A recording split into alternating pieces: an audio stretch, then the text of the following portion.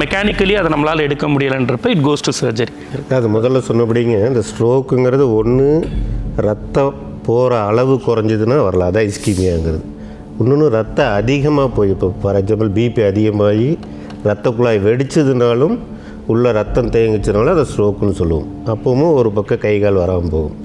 So அப்போ ரொம்ப அதிகமான ரத்தம் உள்ள மூளைக்குள்ளே தேங்கிச்சுன்னா அதை எடுக்க வேண்டியிருக்கும். எப்படின்னா இவர் சொன்னபடி பிரெயின் வந்து ஒரு டைட் பாக்ஸ்க்குள்ளே இருக்குது, அதாவது கபாலத்துக்குள்ளே இருக்குது.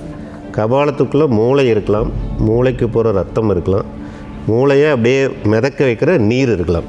இந்த 3 தவிர்த்து எது அதிகமாக வந்தாலும் இந்த 3ல் ஏதோ ஒன்று வெளியே போகணும். இப்போ ஃபார் எக்ஸாம்பிள் கொஞ்சமாக ப்ளீட் ஆகுது அப்படின்னா அந்த நீர் கொஞ்சம் டிஸ்பிளேஸ் ஆகி ஸ்பைனல் கார்டுக்குள்ளே போயிடும், கொஞ்சம் இடம் கொடுத்துரும். ரொம்ப அதிகமாச்சுன்னா ரத்தம் போகிறது குறைஞ்சிரும். ரத்தம் போகிறது குறைஞ்சுன்னா அப்புறம் திருப்பி பிரச்சனையாகும். அதுக்கு மேலே அதிகமாச்சுன்னா மூளையே பாதிக்கப்படும். ஸோ இந்த சமயத்தில் தான் மூளைக்குள்ளே ரத்தம் அதிகமாக இருந்துருச்சுன்னா இவங்க போய் ரத்த குழாயில் போய் அந்த ரத்த கட்டி எடுக்கிற மாதிரி நாங்கள் மூளைக்கு உள்ளே இருக்கிற ரத்தத்தை ஆப்ரேஷன் பண்ணி எடுத்துவிடுவோம். அது வந்து எமர்ஜென்சியாக எடுக்கிற மாதிரி இருக்கும்.